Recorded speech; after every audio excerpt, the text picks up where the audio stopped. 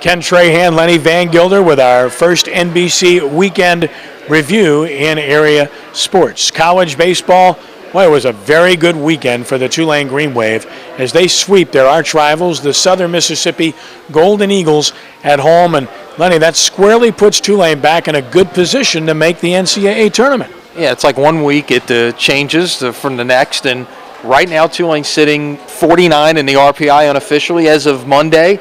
And I think if today was bid day instead of 3 weeks from now, you'd see Tulane's name unveiled. But there's still 3 more weeks to play in the season.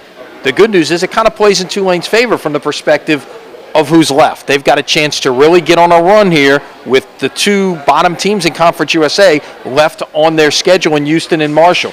Now they've just got to go out and win those games like they did this weekend. Have to take advantage, but caution, Houston's always been tough on Tulane. Marshall and Tulane, they get after it pretty good. They don't like each other a whole lot. And it was a very good weekend for LSU and Oxford. The Tigers go on the road, win 2 of 3 from Ole Miss, won Friday, bounced back from a tough loss on Saturday, and showed their moxie again, and they're tied for first in the SEC. Yeah, they've been playing terrific. It's going to come down to the final weekend. They go to South Carolina the final weekend of the regular season. That may well be for the SEC regular season title. Tulane's playing to get in. LSU is playing to have the road to Omaha go through the box, because where it stands right now, they would be a top 8 seed, and if that's the case, you'll host a regional, and then you'll host a super regional, and somebody's going to have to come into Baton Rouge and knock off LSU twice to keep them from going to Omaha, and that's the position Pulmonary wants to be in.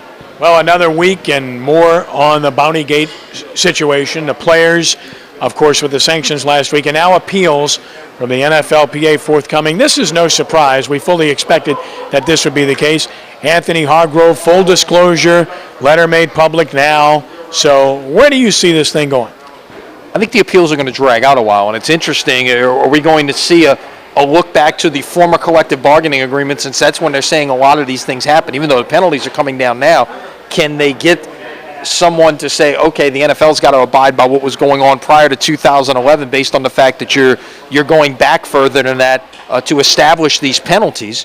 And particularly the case of Vilma, if what they're hanging their hat on is not just the fact that he's a leader, but the fact that he made this offer of a bounty before the 2010 NFC Championship game. That was under the old collective bargaining agreement. So does some kind of arbitrator have to come in and deal with this instead of Roger Goodell? It's going to be interesting to see this thing play out. I don't think it's going to be short term. Yeah, Zephyr's pitching well. Hitting's an issue. They've started to play better again in Iowa.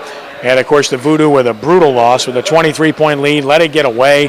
The kind of loss you just cannot have and expect to be successful. No, absolutely not. You let that one get away. And Zephyr's back home tomorrow for 8, so a chance to get back out to the Shrine on Airlines. Feeling like summer out there right now, so definitely a chance to get out and see some baseball. And speaking of baseball, I know this is one of your favorite times of your high school baseball, with all of the state championships getting ready to come to a close. And what a great Monday and then Friday and Saturday we're looking at on the high school baseball front. Sulphur and Ruston are sites for championships, and of course the 5A championship here in New Orleans at Turchin Stadium, all day Friday, all day Saturday. Jesuit, the defending champion, still alive as of Monday, going into Monday evening. Rummel and Hanville are already into the quarterfinals to Tulane, and Brother Martin trying to get there on Monday night as well. So bottom line is you'll have good representation locally at Turchin Stadium this weekend. Yeah, exactly. And that's, of course, what the local folks want to see. They want to be able to come see their teams play. And a great chance to have the state championship trophy. Stay at home and join that big collection they got over at John Curtis now. And by the way, Ashton Ryan is pretty happy about that too. He'll be there, I assure you, as he loves high school baseball and loves prep sports, and we appreciate him for his support. Lenny, a pleasure. We look forward to a great sports week. Absolutely. For Lenny Vangilder, I'm Ken Trahan. This has been our first NBC Weekend Review for SportsNola.com.